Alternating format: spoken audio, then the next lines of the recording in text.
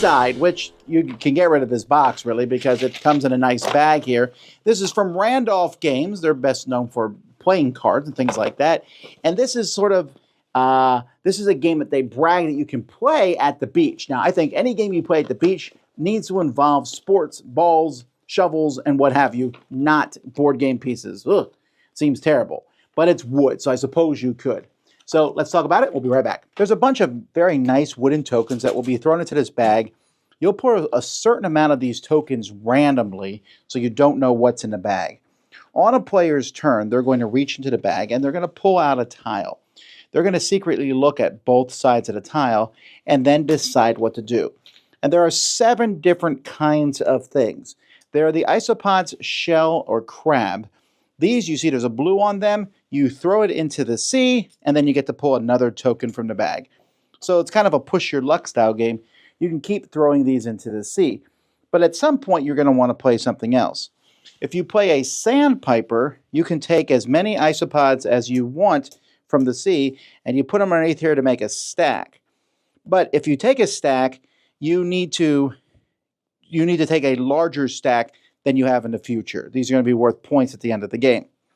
If you take a beach, you're going to add it here, and then you get shells from the sea equal to the number of beaches you have. So the more beaches, the more shells you're going to get.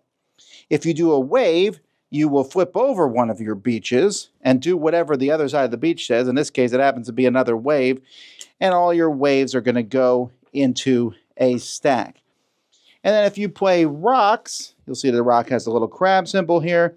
You put it on the seaside.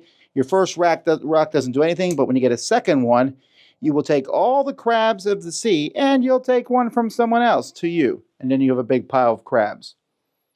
When the bag is empty, the game's over. Whoever has the most waves in front of them will get anything that's left over in the sea. Then you just take all of your tokens and stack them up. And whoever has the highest stack is the winner. The biggest problem with Seaside is the fact that it's kind of this weird mix between a really simple game and a how does that piece work again? Yes, you know how the seagulls, you know which thing in the ocean they work with, so you'll be able to match them up and pull them out. But at the end, there's a reference sheet in here. So I want to give them the credit that there's a little reference sheet. But again, this is supposed to be a game that's really simple to play. And it's a push your luck style game, which can be really fun for some people. Like, ooh, I'm putting out stuff in the sea and there's the seagull and I take it all. And the next person draws something that, well, their turn's over right away on the first one. And also, you don't know what's in the bag. You take out a bunch of tiles. It just feels a little clunkier than I like it to be. I like the concept. I like the components. I think it's good.